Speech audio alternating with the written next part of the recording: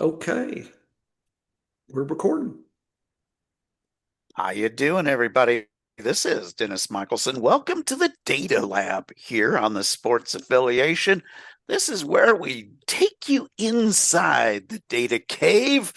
Try not to get too many cobwebs on your hair, but we do break down all kinds of data. And joining me as he does each and every week here on the Data Lab, he is the fantasy professor. He's a real professor, and he is so good at handling this data as well. It is John Bush. And John, we have had some great discussions looking at your data. Hmm. Uh, and now I think we're going to venture into looking at my MVP data, Yeah, starting at the quarterback position. right. So why don't you give a thumbnail of what MVP, maybe it's history or whatever you want to say, just set up the MVP. And folks, as after does that, make sure you go back and listen and get, because we're going to be talking about this in the data lab with running backs, tight ends, and wide receiver. Then we're going to meld it all together. It's coming with all the metrics, and we're going to have some really interesting big things to discuss down the road. So, Dennis, why don't you just introduce your MVP and what is it all about? So it really has been a 30-year plus journey of getting to this point. And the whole concept here, folks, is that years ago, when I first started doing fantasy football content way back in the day, I was looking at the data as I used to when I played fantasy baseball. The more you had in the way of home runs, hits, etc., the better you did in fantasy baseball because of the scoring. It was a rotisserie style 5-by-5 scoring.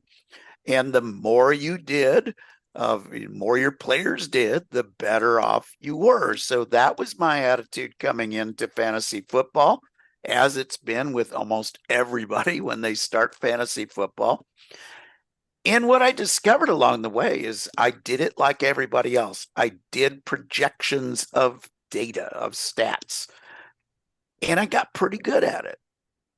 But because I already was keeping my fantasy diary way back when, I realized that as my projections got better, my ROI was not improving. Now, my conclusion from that was maybe the data that I'm chasing isn't important enough to move my ROI because I was getting really good at projecting stats. If you remove injuries and you put on a per game basis, my projections were within like 90% of my players were pretty dang gone close. But my ROI wasn't improving. So I read an article by this guy you may have heard of by the name of Bob Lung. He was the consistency guru. And I read it in a magazine because back then, while there were websites, there were still a lot of magazines. I picked up a fantasy football magazine at the beginning of the year because they had all the data, all the rosters in there broken down. And that's the data that I was looking for. But there was this article about consistency in fantasy football. And it got me thinking, is there a better way even to define consistency than what Bob Lung was doing? And I was convinced that there might be because when I was looking at consistency, I saw some players that were consistent above the median, but they didn't have the real big scores. So I played around with a bunch of different ways of looking at data. And the one that I kept coming back to was this concept of an MVP index. Because after about 10 years, this is how long it took me. It was at least 10 years of doing projections before I realized projections were not the way to go. Then it was about a 10-year journey to figure out that I needed to come up with a data point, a way to look at it from an index standpoint to grade players. And I dawned about it, and this came about the time we started working together over at the Fake Pigskin. Yeah. I started realizing there's three things that a player can do for your fantasy football team. He can help you win, he can make you lose, or he can keep you in the matchup. And that's how the MVP index was born. So I look at those three things. I grade it every week. Did this guy have an exceptional week? Did he have just a really good week, or did he have a really bad week? And I guess there's actually four in there, because you can be kind of like not over the median, but not really sucky, So, so median just is 50% of the position scoring that week. That would be a way of looking at it, but I have rounded that data off to make it easy to score. Okay. So when I look at, year in, year out, the median's about 12 points, right? For running backs and wide receivers. Yeah. I look at 10 points as my starting point.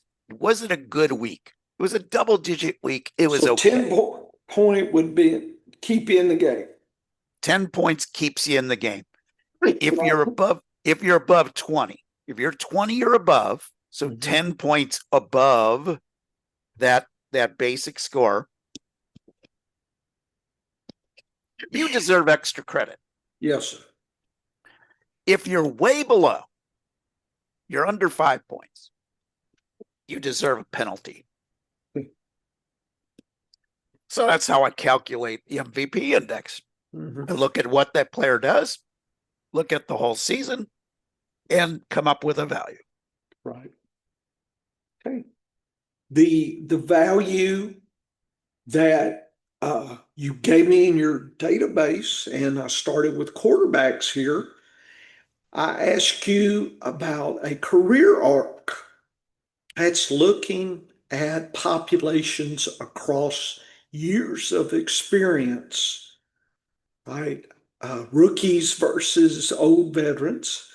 And the metric here is shown in the box and whisker for each population. So this represents numbers of players here. And as a group, this is a visual way to look at a population, right? So if you had since biologists, I think of a pond, and you can envision how many fish are in there. Well, you have a sampling, and you could come up with something like this. And your neighbor has, say, same size pond, but he's fished his out. Your population would be much different. So you can tell high performing populations, low, same. So you can get a feel for how a general data, a stat varies in this case, quarterbacks over time. And so the box represents 50% of the population. The best fish, right? The biggest, the trophy fish are above the box. They're in the whisker, the top 25%. The little baby fish that you have to throw back are in the bottom whisker. And the ones that, okay, I can take home and fry up, that's kind of in the top pot of the box, but there's a line called the median. So it's kind of like, yeah, the meal will be okay versus, oh, I'll feed the family tomorrow with this big fish. So we have quarterbacks, and the best they can do is 200, Dennis. And it looks like the worst is 100, minus 100. So that's a 300-point scale difference here. So I'm assuming I want to stay away from these guys and try to pick and have these whisker quarterbacks on my team. And this just shows you, how does the population change over time? There's a lot of discussion about quarterbacks and rookie quarterbacks. And this data, this box here says 78.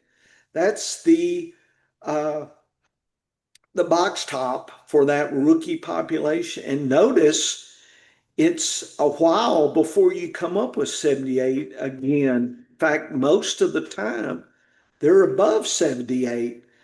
And second year quarterbacks are at 93, then in the 100s. So, as people would predict, a rookie quarterback gets better over time, and your data supports that. And notice, Dennis, a lot of quarterbacks, if they stay good, they can stay as good as a 2 or 3 year quarterback in the hundreds. That's kind of that point to me. If you're above 100 by your data, you're one of the better ones. And so that's how I would judge that. So I want your data, what you think about this from year one rookie to year 15. Notice we drop off after about year 14 and 15. Get long in the tooth there for a lot of quarterbacks. Yes, they get long in the tooth and they tend to fall off the cliff, both in Well, that numbers looks and in like that's what's performance. happened here, folks. If you look, it's getting lean at this point. Yes. Yeah, it will get very lean. Now, I will say one thing about this data that is showing here, and this is the entire data set.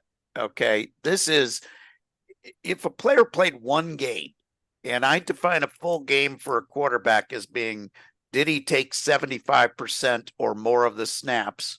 Yeah. And I'll also give him credit for a full game if he has a 20-point or more game as a quarterback. So like 10 is the, hey, that wasn't a horrible game, I'll give you credit for it at running back and wide receiver. For quarterbacks, it needs to be 20. Okay. This is, I compute all of those numbers based on a 6-point touchdown rule. So whether it's passing or receiving, doesn't matter. I calculate it as a 6-point. Now, the key is, as long as I keep the rules the same and the scoring the same for every player, it gives me a chance to compare player A to player B to player C on an even scale. So it doesn't matter if the MVP index ends up being 100 for an elite or 150 for an elite. It matters what is the population that hits that number. Okay. Right. And typically over the years, and I've been keeping track of this since 2020, the fewest number of quarterbacks that have hit 100 or more while playing in at least 10 full games, the low side was 3. That was in 2023. And the high side was 13 back in 2020. So there was a deeper group of elite quarterbacks a few years ago versus now. Last year, there were 6 that hit that mark. Right. So it gives you an idea what the population is. Here you're seeing all of the data points. Yes, so you're seeing, everyone is represented. So for instance, the top of the whisker at 150. Yeah, that was the best quarterback of a rookie. The best rookie you've ever seen is 150. But he only played 3 games. That was Anthony Richardson. Wow, isn't that a surprising name? Yeah, and the other 150 rookie was Deshaun Watson, and he played in 8 games that season. But we've had some quarterbacks later that have played above 150. Correct. So most of those are the 1-game wonders. For instance, last year, Malik Willis had only 2 full games, and they were both above. So he had a 200 as an MVP. Right. Mitch Trubisky in his 9th year had a 200 MVP. But here's what I've found is if you have fewer than 6 full games, I don't really care how big or how small that number was, because there weren't enough data points to verify that you were indeed a 150 or a 100 or a 110 or even a minus 100. And you're right, minus 100 is the worst you can do. Plus Right. 200 is the best you can do. Right. So there is a pretty big stretch between the Yes. best Yeah. and the worst. But the idea is, look at how tight that box can be. That's pretty refined. I mean, you go from basically 0 to 78 for a rookie quarterback.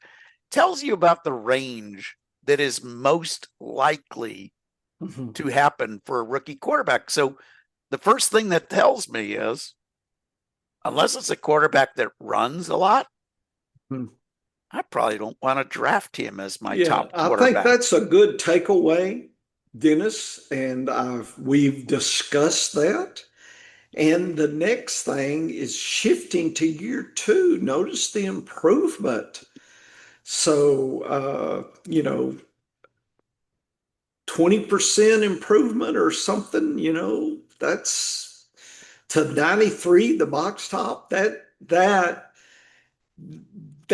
the kind of, and I don't know how you spot that, but that's the kind of rookie quarterback that you want, one that starts moving above the 90 range in the second year. That, the one that maybe people are missing. I don't know if you've got any data on that, but that intrigues me, is trying to predict that movement up.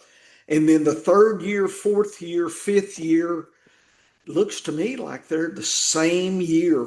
I mean, the same performance for the most part. There's a little bit more downside, uh, but still, the upside is pretty damn. Times are really good, and then the sixth year, Dennis, we see a drop, and the box top goes to 86, and I'm like, ooh. So I know contracts go the rookie contract, 5 years, rookie 5 years. contract. Yep. So I see that ties in to this situation here. So that's something as well. So I like that your data is kind of mimicking life that way. And then the ones that got a good deal, I think they jump back up to 100, 92, 104, 93, 94. So it looks to me like the survivors, the second contract and plus, do well. And then I think you start getting the geriatrics, lots of different variation in what you can get here. So if I was, let's say you've seen the data more, but for me, I'm looking at year one is probably something I'm cautious about drafting. Year two, I'm looking for the ascending players. And then I'm looking for consistency, 3, 4, and 5 to get that second contract to carry me, especially in Dynasty the next 5 or 6 years. And then at that point, you may want to, if Dynasty kind of ease off a little bit, unless they're a wonderkin. I mean, Brady's an example that you need to jettison at some point. They're could drop off. That's kind of the big picture that I'm taking from this, Dennis. What am I missing, or did I hit that pretty No, you close? nailed it right down the line. And what I would add is, one of the reasons I think you're seeing that drop from 5 to 6 Mm-hmm. coincides with our running quarterbacks not Losing running that, as yeah, much. they've got their bell rung. Yeah. Astua and Dart last year looked really good. I'm just afraid this year you've got to build that into the pie if you draft these running guys, because they can get hit and out. Yeah, and that's the big problem. And the interesting thing is, one of the ways that I use this data Mhm. is to look at, a rookie who did fairly well Mhm. his rookie year. So we're looking this year, one of our best rookies last year was Tyler Shuck from New Orleans. Yes. So he was a 78 as a rookie, Yeah, imagine that right at the box top. right at the box top. So when I'm trying to forecast what he's going to do for next season, I'm saying, you know what? I'm thinking maybe 90 for him is a reasonable assumption. Now, looking at past rookies, so guys that had their second year last year. So Right. Bo Nix, Drake May and Bo Nix came in to the league same year, right? Mhm. Mhm. So Drake May as a rookie was a 60, not bad, but a little No. bit below that 78. Right. Bo Nix was an 82. Okay, so going into last year, I looked at Drake May and I said, you know what? The about a 15 to 20 point increase is logical. Right. So I said, maybe he's even a little better than that because he finished strong down the way. So I was thinking maybe a 90 for him. Bo Nix, I was thinking, yeah, probably about a 90 for him as well. Well, the results were absolutely different. Bo Nix dropped to a 76 after an 82, Mhm.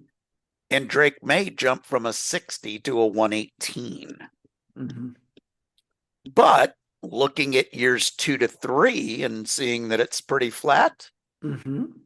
I would anticipate that Bo Nix is going to be pretty close to an 80 again. And I would say, you know what? Drake May hit that 118. I think he can go back to at least a 100 or above. And that's how I look at this data. The interesting thing is both of those guys offer some upside in the running game, but they're not predominantly running quarterbacks. Mhm. So they might age a little bit better than some of your just running quarterbacks will.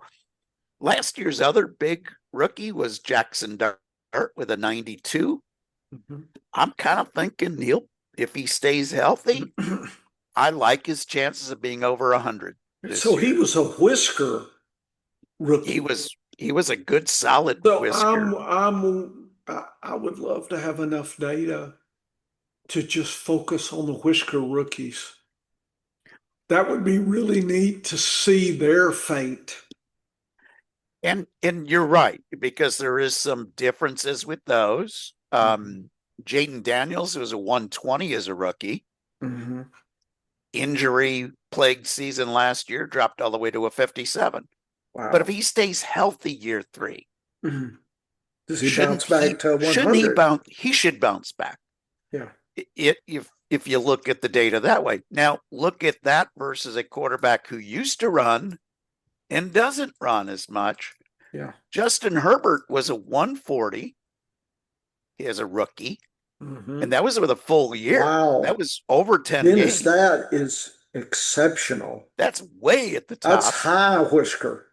He came back with a 124 his second year, Dennis, that's still in the whiskers. way up in the whiskers. Yeah. His third year dropped to a 71. Wow. That's about Would a little bit around median. would not have been something that you would have readily forecasted, No, how could you go from here to there? but he's slowed down his number of rushing yards that he got. So Year if we plotted rushing, that I probably need to do that at some point. Look at the rushing yards per career arc. Yeah, in year 4 he bounced back to 92, still pretty solid. Hmm. I'll take a 90 quarterback any day of the week, Hmm. especially because you're probably getting him pretty cheap off of that 71 the year before. Hmm. And then the last 2 years, 59 and 69. Nothing exciting Nothing. in those 2 years, but we did see a slight decline again. So going into year 7 for him, Right now here. you're in that point of, does he bounce back or has he established that he's about a 60 to 70 point guy in MVP? I'm not really sure yet on him. But it's fascinating to look at a lot of these guys. Another guy who was in the whiskers as a rookie was Dak Prescott, 107. Yeah. He dropped all the way to a 56 year two. Wow, that's median. He dropped to, yeah, Yes, 75 year three. above median. But then he bounced all the way up to 119 in year four. Right there. 175, but only 3 games played in year 5, so an There it incomplete is. season. That's him. And then year 6 was a 106, year 6, with a full season. Then he dropped to 75. Back to median. Back up to 88. Still above median. Back down to 83. Yeah. And then last year back up to 94 in year 10. It looks to me like he's hit this area where that's where he's going to stay.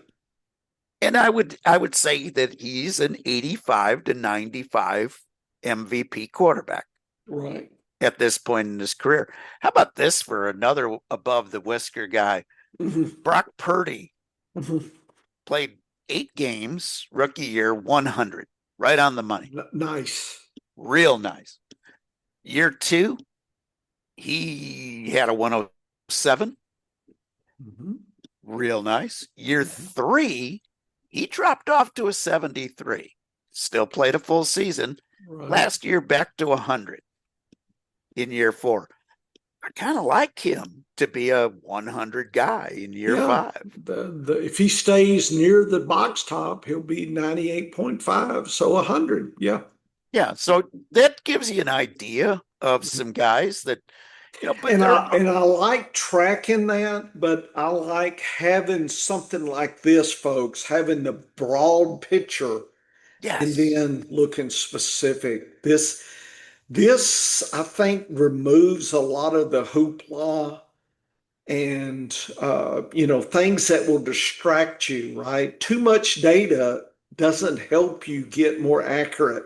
It makes you feel confident about the same level of accuracy. And then you could get too loosey-goosey and you start betting way too much above bankroll, Dennis, and then you're sad. And if that sounds like a typical day at the horse track, that's been there, done that. And another guy, every favorite's lost. So this last race, he's due to win. Let me load it up with $100 on the favorite. Whew, Dennis, you could get heavily surprised there at the track. You certainly can. And there's some guys that are underachievers as rookies, as we might expect by looking at this data. So Trevor Lawrence had a full season and had only a 12 his rookie year. Wow, that's low. And of course, we understood that he was in a very weird situation with Urban Meyer as the coach. Got a coaching change going into year 2, 94. Year 2. Year 3 was a solid 80. Yep. Year 4 dealt with injuries in a 67 in a 8-game season. Last year bounced up to a 94. Nice, close to the box top. So his last 3 healthy seasons, 94, 80, 94. I'd say he's a 90 to 95 guy again this year. Yep. Is the way I would interpret this data. Yeah. Very good. So the next thing, Dennis, I did is I asked the question, if I looked at everybody in year 1 and divided their performance greater than or equal to 100, 100 to 50 or below 50. So that's the blue, the orange, and the green. And then I tracked how they did in year 2 MVP. This is the distribution. Above 100, the Whisker quarterbacks, they delivered pretty good, but so did the 50 to 100. So this data is suggestive that there's fierce improvement from players you're not predicting. If you just rigidly look at year one, these guys are going to surprise you, Dennis. And so when you apply the analysis of variance, the mean is 78 and the 100 to 50 year one, 77, and the below 50, 64. So to me, it looks pretty close, like these two are the same. This one's a little bit down, but the stats say that there's no difference. And the Tukey says no difference. So there's so much variation, folks, in year 1 to 2 that you really can't hang your hat on the MVP at 100%. You're going to have to do a little more digging than just sticking to that. Dennis, there's just the sample sizes. I need double the sample size, and there's a lot of variation here. So this is a warning for year 1 to 2 players, and I don't know who all that is this year. That's Dart? That's who Dart and else? Shuck. Shuck. Dart and Shuck are the only two So rookies.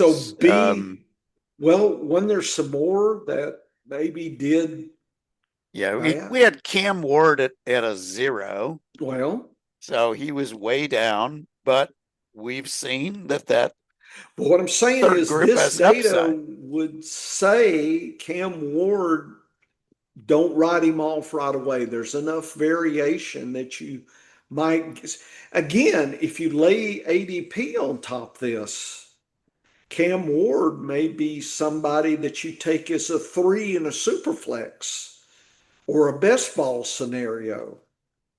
What I'm saying is you might get surprise improvement, and you better look at other aspects of Cam Ward's environment, I think. This data would say don't ignore Cam Ward, I And guess. that's Yeah. smart because guys that were 0 or below as rookies in the past, Mm-hmm. I like to look at where they ended up. Mm-hmm. And we had Mitch Trubisky go from a 0 to a 64. So this green was 50 to 0. I didn't look at the negatives. Right. Right. And then here's a classic one, but of course he only played one game. Right. His first season, it was Patrick Mahomes, was a 0. Right. His first full season jumped to a 156. Right. That's a huge, that's to the stratosphere. Bryce Young was a minus 31, bounced back to a 50. Jared Goff was a minus 50 and jumped all the way up to a 93 in his second year. So when you look at these guys, you got to say, ooh, I'm not sure where they're going to go because there is too much variance. Yeah, Dennis, I believe you've got to look for other pieces of evidence, but don't just throw them away first thing. In other words, sometimes in handicapping, you don't want to throw away too many horses the first pass because correct. You could get too crazy and miss a good middle odd shot that could pay off. So this data says don't give up on Cam Ward, but I'm not betting the moon on him either, but it's just telling you he needs further study. One stat that I have used for that further study is I've said, okay, what is the best that this player has done? So I look at only upside games. Remember when I was talking about MVP, I subtract for a bad game. Right. So I calculate a stat that I really use a lot for rookies heading into the year 2, where I say, what was their best 8 games that they played? Yeah. and only look at the upside. So last year, when I do that, Cam Ward had a 50 in his best 8 games. Right. Tyler Shuck, 87 and a half. And that's not too far apart. Jackson Dart, a 125. You see, that kind of stat shifts me. Dart, but the other two, be cautious. Oh, yeah. And then Yeah. ADP has the final say. Value has the final say, Dennis. And I believe Correct. Cam Ward would be a freebie in a best ball or close to it.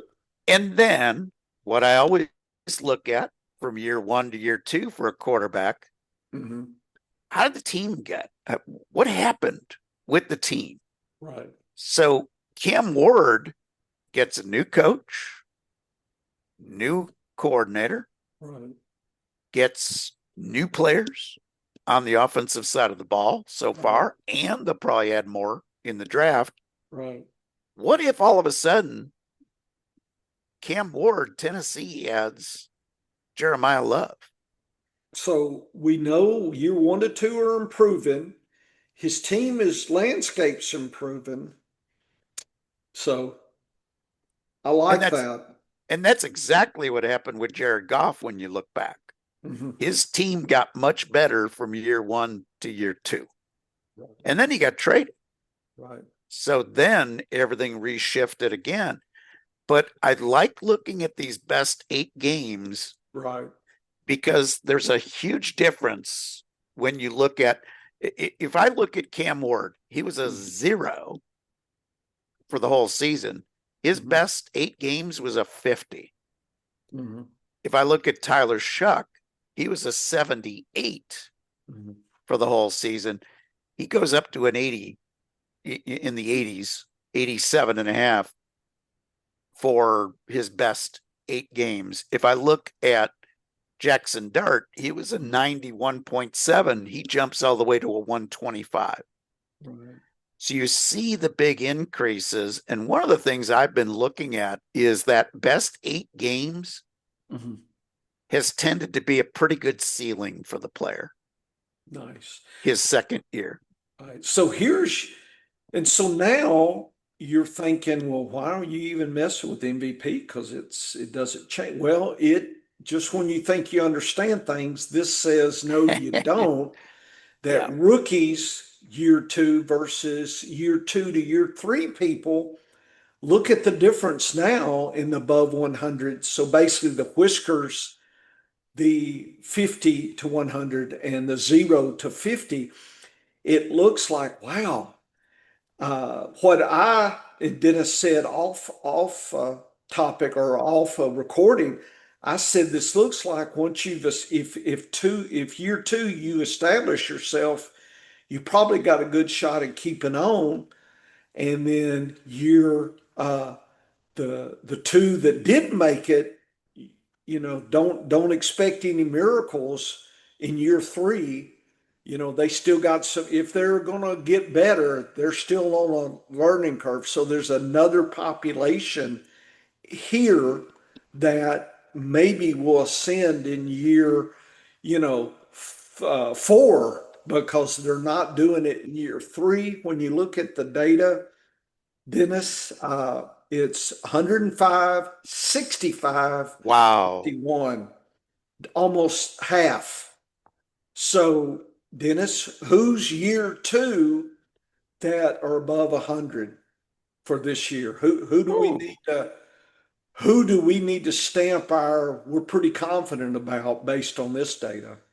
That is a good question. So let me do a quick little search got him surprised. Take a look.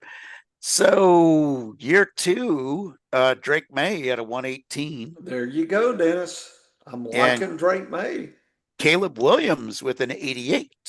And 88. See, this is above 100. So that puts him in this bucket. So I would say that I'm not expecting much more than about a 90 at the top end. 94 for Caleb. But 94. We see here, May could ascend even further up the whisker. Very interesting. And Yeah, so, and there, Dennis, when you look at the data, it is the ANOVA analysis variance says it is significant. And Tukey says group A is different than B and C, but group B and C are not different. So, Dennis, year two people, if they were 100 to 0, you can't trade them apart. This data says so. Again, if there's anybody below 50 in year two, Dennis, quarterbacks, you might get some value there because this data says they're the same. They're going to give you the same performance in year three. That's how you take this data right here, this and and insignificant. and guys we've seen that have made that big year 2 to 3 jump. Josh Allen went from a 93 to a 138, and he's probably the best example. Right. But we've had guys that, we had Andy Dalton from a 60 to a 94. So, and we had Tua from a 45 to a 100.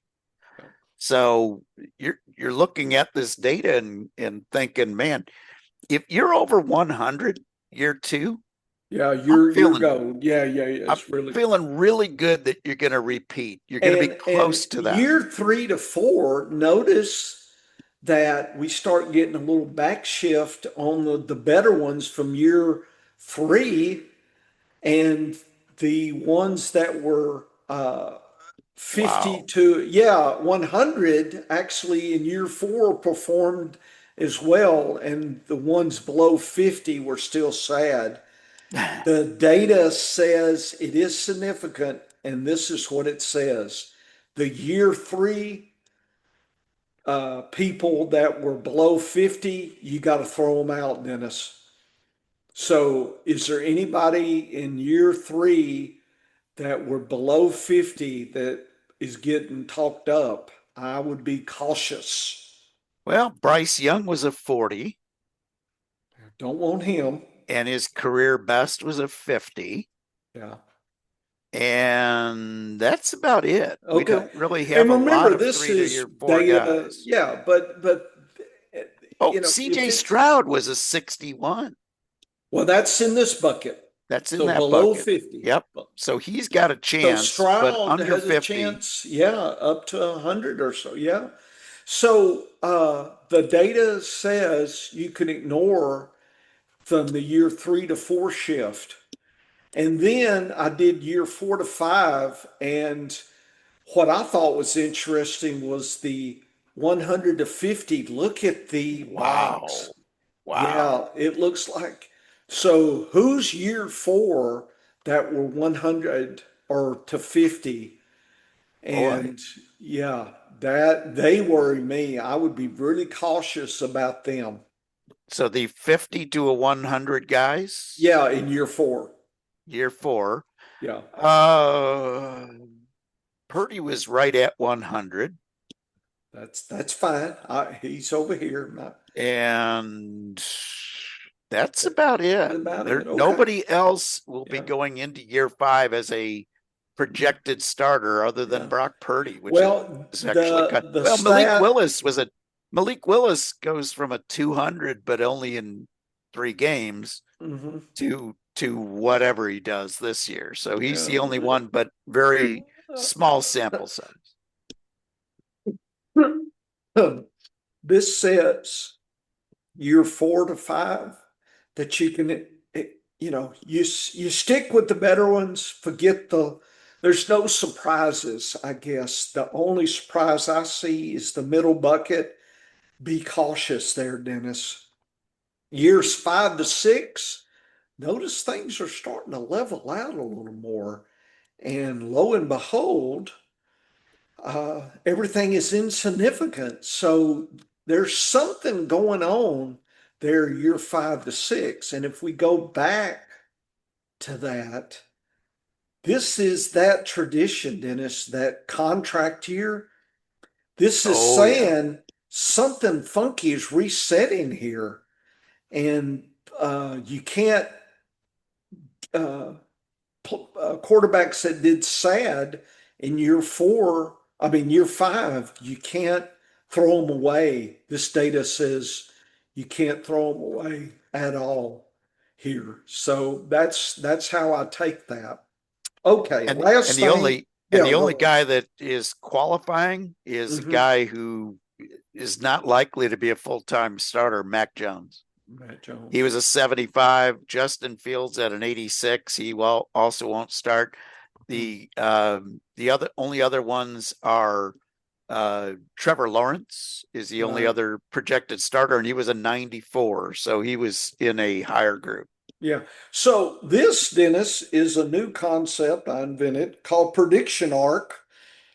And what this does is I looked at the MVP top 100 and above players, and I asked the question in the transition, what was their whisker like in the next year? So they were good the year before. What did they give us the next year? The prediction. And this is year 1 to 2, year 2 to 3, 3 to 4, 4 to 5, and 5 to 6. So the story looks to me like that rookie to year two, the Whisker guys are doing pretty good, but there's a drop. Some of them are 33. But the year 2 to 3, 3 to 4, 4 to 5 are pretty steady. Beware year 5 to 6, What a even in the Whisker. large spread. Yeah, be very cautious, Dennis, about the top. So this is only the best at 100 or better. This tells us be cautious here, have higher expectations moving into year 2 to 3, 3 to 4, and 4 to 5. That looks like the golden time in the Whisker quarterbacks, Dennis. But so, Dennis, is anybody going to year 6 in the Whisker quarterbacks this year? Who are those? Oh, let's take a look. I don't see That's good. That anybody that really jumps out at me that were over a okay. hundred Yeah, that as a that is going rookie that in are route going to six. year six. The interesting thing is if I look back on Yeah, that, yeah, one of the guys that flopped yeah. that was Year over six. 100 that would have been down in that Yeah, painful purple area at yeah, the yeah, bottom, yeah. Deshaun Watson There you go. fell all the way to a 33. So I So, think prediction arc for the top players is something that is really key. And folks, I just did this 2 days yesterday. So I hadn't had time to test it. This is only in quarterbacks. It's only under. So Dennis, I need to look at the whiskers in the bush and the calm and compare this as well between. But I've got a new thing for us to test. And yes, we need interns. And I got lots of things to think about here. Again, folks, trying to find ways to make us think extra. We want to be warned when the ice is cracking. I don't want to get halfway out on the ice and realize, I shouldn't be out here, should I? And I think a lot of people get all crazy, Dennis, come June and July, and they're getting frothy, and the preseason, and X, Y, and Z, and somebody said on Twitter, and by the time they're drafted, I don't know what they're thinking. This should slow your roll at the appropriate time or up your bed a little bit. You need to know when to hold them and fold them. I mean, I know the song is goofy, and I never want to hear it again. I know Dennis has to play it on his radio, but Kenny Rogers. I actually seen him in concert with Dolly. What a show that oh, was, and that would be a great show. it was good. Islands in the Stream. That was their Oh big hit. yeah. Yeah, and so I like this data, Dennis, to more as a warning than anything else. And it looks like going into year six that if a quarterback is really good, you could get surprised. And I hate surprises. And so I would like to realize there's an opportunity for a surprise versus just kind of stepping out in the middle of the pond and hoping the ice is, can hold me up, Dennis. So that's where I'm at on your MVP, looking at your stuff, taking it through this career arc a little bit. There's more stuff we can do, but right now, this is where I ended up yesterday, and I think we've had a good discussion here. So I'm going to turn it over to you, the last comments or what you think about this or anything you want to leave us with as we have overstayed our limit here on this data, this concise data lab. Yeah, and there is you want to avoid stepping on a landmine is the whole key in fantasy football. And the big thing is the landmines don't hurt if you took that player cheap. Okay? They don't hurt as much. Mm-hmm. But when you count on a player as your number one quarterback and you paid up for them and they don't live up to expectations. So Jalen Hurts last year is a classic example, and that was a year 6 guy who was Yep. over 133 as a rookie. Yep. He Right. dropped to a 94, which isn't awful, but you didn't draft him to be a 94. You drafted him To be 130. to be a 120 guy. Yep. And he did not live up to that.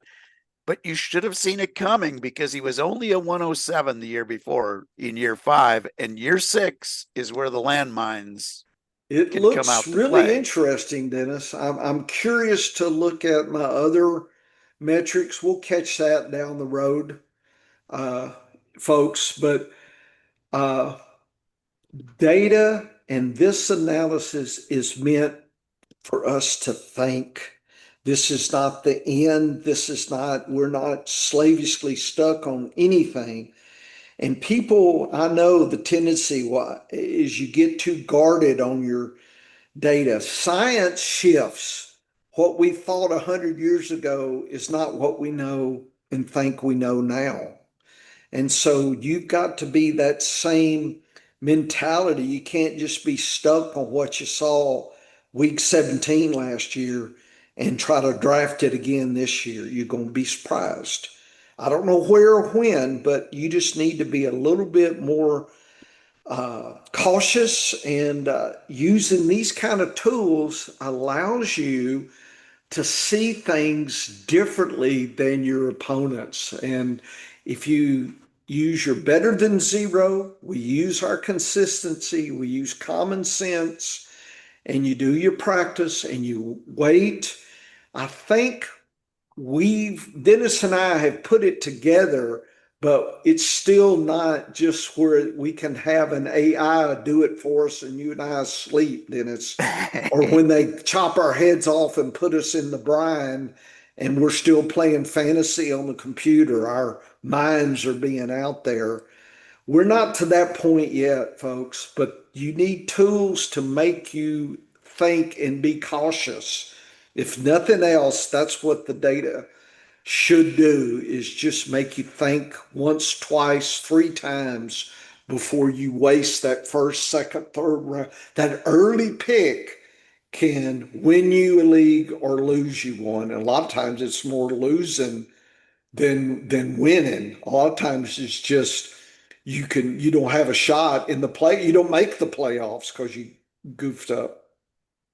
And one other takeaway that I will have from this data is the better than zero philosophy in recent years, the last 2 seasons, has been that we need to think about drafting that second quarterback sooner than most teams do, Right. most fantasy football teams do.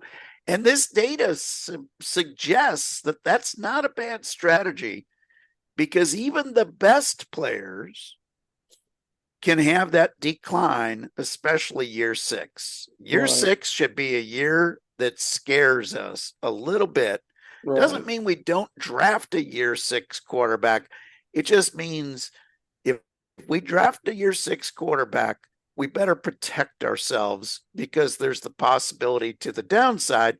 And here's the other takeaway: with such wide variance, having 2 quarterbacks and playing the matchup game any given week might raise the floor of that guy. Instead of falling to a 60 or 65, maybe the perceived floor with 2 quarterbacks in a matchup is now 85. Right. And that is another way to look at the same data and to come away with a better appreciation that we need to have a backup plan in place in case we're wrong on that first guy. Great data to look at and chomp through. Professor, I'm so thankful that you took the time to take a look at the quarterback position here with my MVP data, and I look forward to seeing how this goes for the other positions. Yep. So head on over to the scienceoffantasyfootball.com. I've got some articles over there talking about the whole process that I came up with the MVP index. And also we teased out that better than zero strategy. You can read about that over at scienceoffantasyfootball.com. Check out our sister podcast, The Science of Fantasy Football, and come on back here in 2 weeks for another edition of the Data Lab.